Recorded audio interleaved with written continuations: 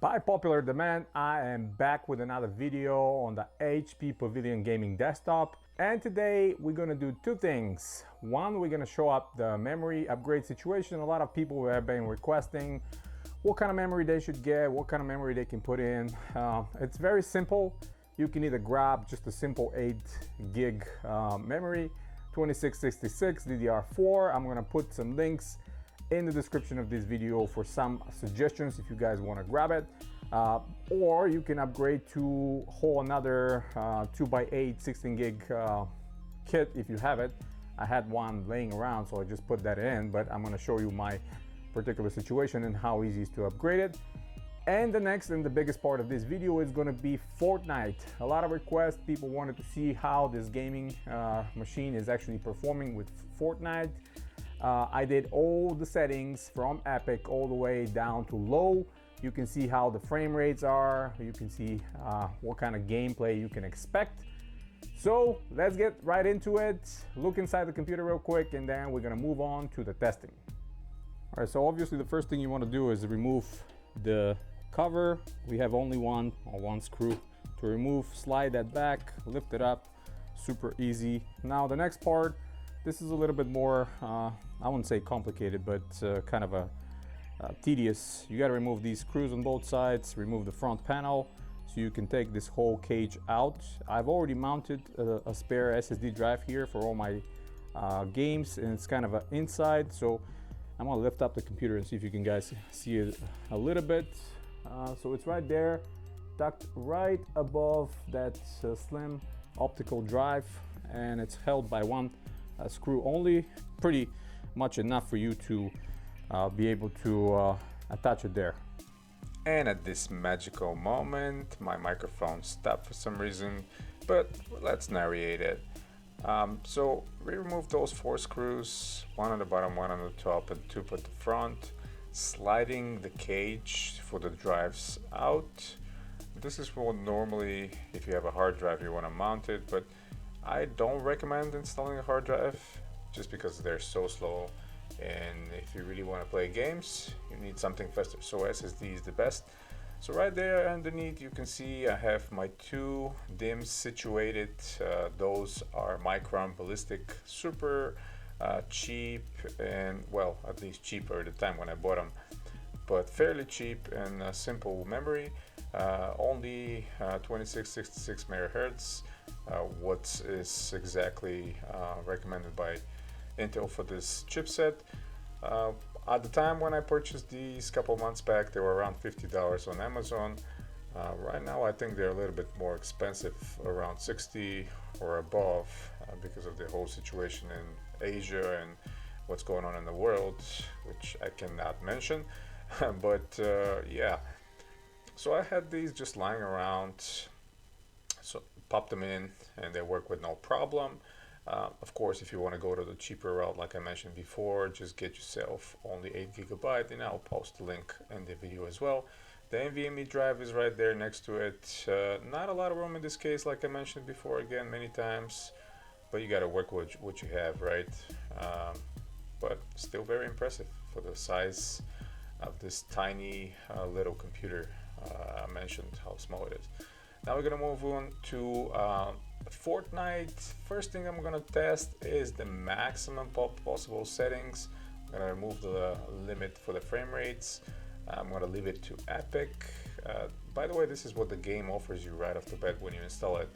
So it kind of recognizes that you have above average configuration and suggests you can play with the maximum settings. Now I don't play Fortnite professionally or in tournaments or anything like that, but I know most of the people that get into the kind of stuff, they prefer lower frames. They prefer lower settings just to get higher frames. But if you stay with Epic, you will notice that we're hovering above 80 frames to about 100. Which most of the times I'm seeing it touching 100, so 90, 105, to up to 110.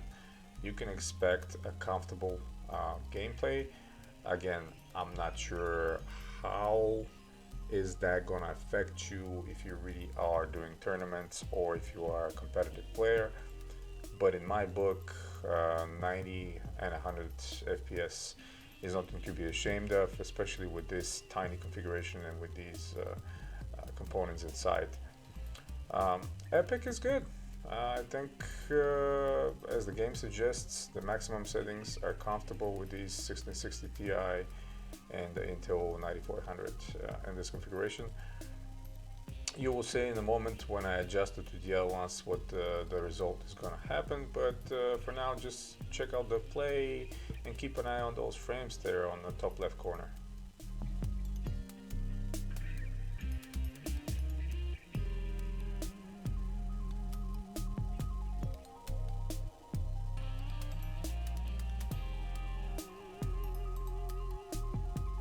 And I gotta say, I'm not the greatest player, as you can see from this. Especially in Fortnite, I got schooled pretty fast here by another player. So let's move on to the next setting. I'm putting everything on high, and of course we are running it on DirectX 12. I think there's not a big difference in frames between 12 and 11. I would stick with 11. Just the game looks better in my opinion. And by the way, you will notice that here we are hovering way above 100 FPS with all the other players around us, a lot of motion, a lot of things are being generated. So definitely you can expect probably 99% of the time over 100 FPS here, with frames going way to like 130, 140. Which is getting really close to, you know, what some monitors might be supporting. My monitor, for example, is maximum of 144 Hertz. So even if you leave it at this setting, sometimes you're not even going to pass 144 because the monitor is not going to be supporting it. But at the same time, you will see that the game is performing excellent. If I was playing it a little bit more competitive, I will definitely leave it on high because you're gonna get a lot more frames compared to Epic, and still the game looks great. You're not gonna miss a lot of details. You're not gonna miss a lot of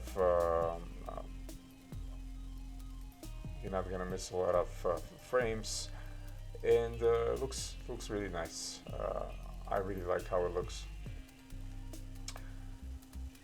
Changing different environments inside buildings, obviously, as any other game, you're gonna have better frames. Not a lot of things to be drawn by the engine, and not a lot of things to be processed by the graphics card. But once you get outside with a lot of detail, and especially if there's other players around you, those frames will drop a little bit. But they're still gonna stay above 100, as you can see here. A lot of details where we're going and moving around, frames still stay 100. So in my opinion, I would stay with high settings in this specific configuration and have some really comfortable gameplay. Moving on to the next one, we're gonna drop it one more down to medium. Again, nothing else we changed, just the slider to medium. Immediately gonna notice that the quality of all the textures and everything around us drops significantly, but now we are touching frames to 200 plus frames, and most of the time it's hovering about 150, 160 when there's no people around us. I mean, see, it's over 200. So medium might be a good option for people that really want to squeeze as maximum frames as possible and at the same time don't sacrifice to the max the visual pleasure of the game. Obviously, going to the low, everything is set with the slider to the low. Everything that the game suggests is to the low, but you will notice immediately when I get back into the game that the quality is significantly reduced. It really looks like an old school retro game at this point. Frames are going way above 200 for the most part, but I don't think that sacrifice with quality really pays off. So if you're really aiming at maximum frames, stick with medium. If you're aiming at still very good frames, but at the same time some better visuals, stay with high. That's at least my opinion. Now, what everybody else would like to do is entirely up to you. I'm just here to show you how the game reacts with this specific configuration between the different qualities.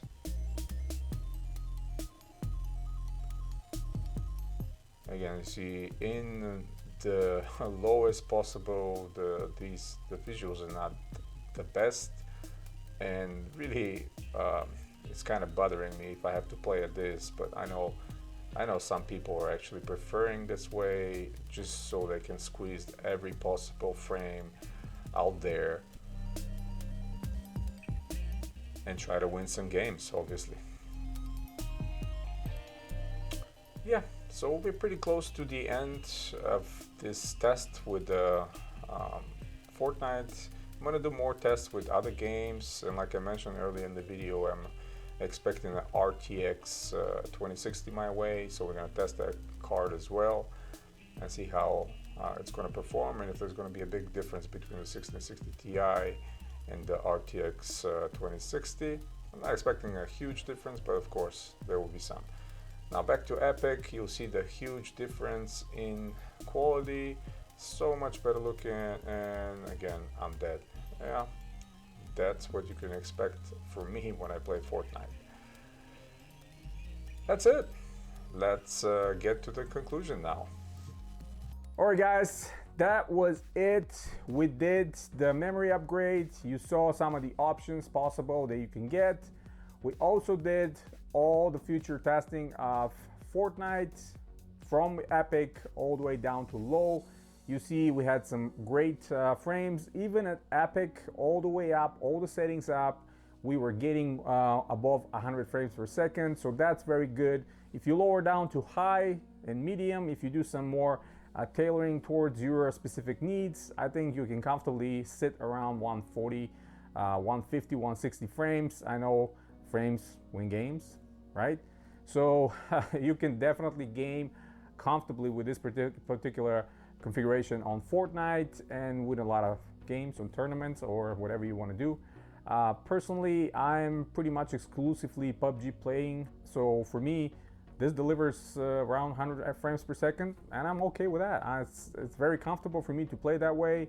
If I lower some of my settings down, pretty much the similar situation as Fortnite, the frames will go up.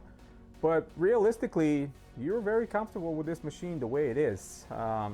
Honestly, I'm planning to do a few upgrades, a few requested videos, by the way. A lot of people have questions about the power supply unit, if it's gonna sustain, is it gonna support some of the higher class video cards, RTX 2060 or RTX 2070. I am having a RTX 2060 coming my way, which I'm gonna test and show you how it's done.